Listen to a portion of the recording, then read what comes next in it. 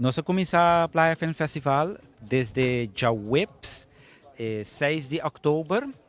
Então, ela segue até a finalização do festival.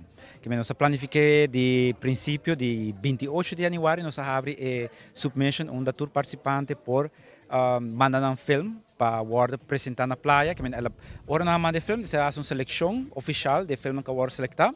Então, assim, nós chega na filme que nós temos riba o programa que vai apresentar durante o full Playa Film Festival. Então, basicamente, a noite é a noite final. Todo o filme vai passar desde dia 6. Então, à noite, também nós temos filme que vai repetir de horário na Master Pan. Então, nós saca o ganador de película largo e película cortico também. Nós temos duas categorias, nós temos película largo e película cortico. Agora, me pobisa, o ganador de película largo, que nós saca tá Ida Dus, com o filme de New Light, The Rijksmuseum and Slavery. Que é agora mandado por de Holanda.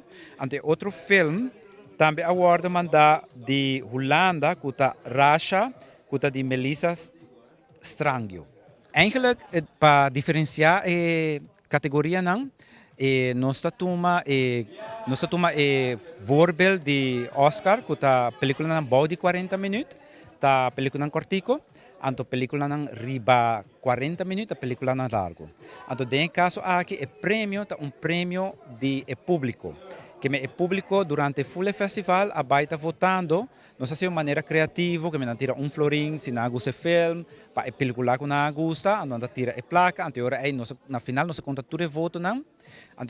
Na final, tá dois aqui o resultado ganador. Nós temos a categoria para o largo, que é de Ida Dus, e outro que é Rasha.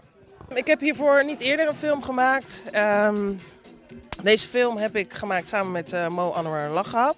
Wij werken samen en onze dop John Treffer. En wij wilden een film gaan maken. In eerste instantie wilden we een film maken over bekeerlingen tot het islamitische geloof.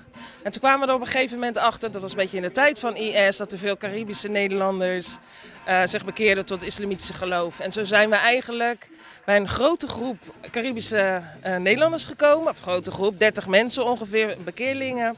En daar kwam ik Rasha tegen. Ik ben bij die dames geweest op een bijeenkomst. En Rasha had zo'n interessant verhaal dat we eigenlijk de rest hebben gelaten en ons hebben gefocust op Rasha.